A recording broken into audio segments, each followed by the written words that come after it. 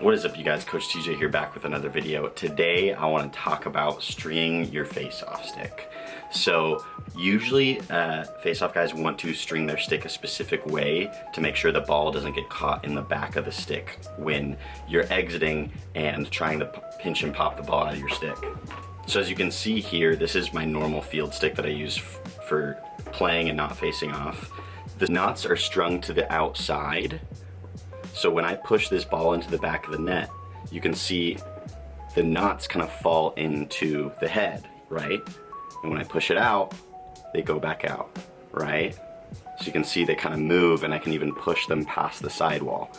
So that creates a problem to where if you get the ball in the back of your stick in one of those tighter face-off heads, the ball can get stuck there. Now I've talked to some guys that prefer that little bit of extra feel, so when you pop it out, you have to do it a little bit more forcefully. But most of the guys I've talked to like to string their sticks to the outside so that when you go for that pop out, it doesn't get stuck. Now there's two ways to do this. The first way is to literally wrap the sidewall around the outside of the head. You can see, as I did here on my Command X, if I can get it to focus, I'm literally wrapping the sidewall around the head to the other side so that when I push the pocket in on the back side, it doesn't collapse in, right? However, I found another way that I much now prefer. Shout out to my boy Reese Barnes from the Edmonton Miners Junior A lacrosse team. He showed me how to weave the pattern so that you never have to wrap it around the outside of the sidewall. And it's just a much cleaner, better looking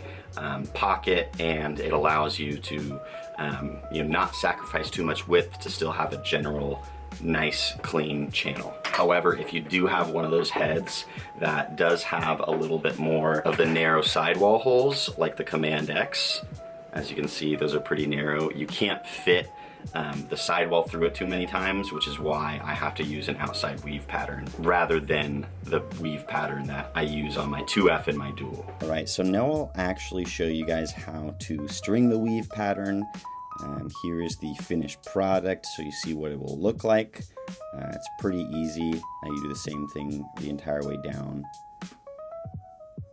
So I won't actually show you guys how to do the top string or the interlocks. I will show you how I do my interlock though. I go up through the mesh after going through the sidewall hole and down through the top, an overhand knot. If you want to learn more about how to do interlocks, knots, top string, I will definitely recommend checking out East Coast Dies tutorials. I'll throw them in the description. That's how I learned. So first, for when you're stringing to the outside of the head, I'll show you how to do that. You go down through the top of the mesh, around the bottom of your sidewall, and then up through the bottom of your sidewall hole, and then you can see that creates the knot. If you were to do it all the way down, this is what it would look like. Here's my Command X again. If, for instance, your holes that you were using on your head were too small for the weave pattern. Now for the weave pattern, there's no actual knots in this pattern. It's just going down and up through the sidewall holes and going through each mesh hole twice. But for lack of a better term, I'm probably gonna say knots here and there.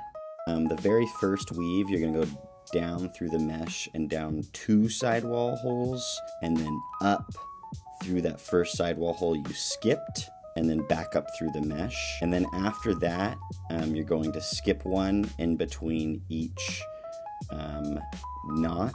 So for the rest of the way down, you can just remember down 3, up 1. What I mean by that is you go down through the mesh hole, you're gonna go down 3 sidewall holes, and then up 1 sidewall hole from the inside. So it'd be the second hole that you skipped originally, down 3, up 1, and then when you go back up, you just go back up through the mesh hole, and then that's what it looks like. Here's me doing it from the inside so you can get a better view. I went down 3, down through the mesh hole, wrap it around, and then up through the mesh hole, or up through the sidewall hole and then the mesh hole, down 3, up 1. There you can see me going back up.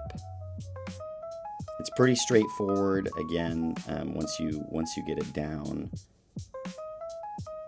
you just want to make sure that you're layering your sidewall string the same way every time. So, you know, when you go up through the mesh, don't change up whether you're going over the top or over the bottom of the previous mesh. And then when you are at the bottom, you just go down through the mesh hole, down through the sidewall hole, and then instead of wrapping it back up, you just go back up through the bottom sidewall hole, and then you're done with sidewall. Pretty straightforward. Again, here is the final pattern one more time so you can see it. Awesome smooth channel, pretty straightforward, super easy to do once you get the hang of it.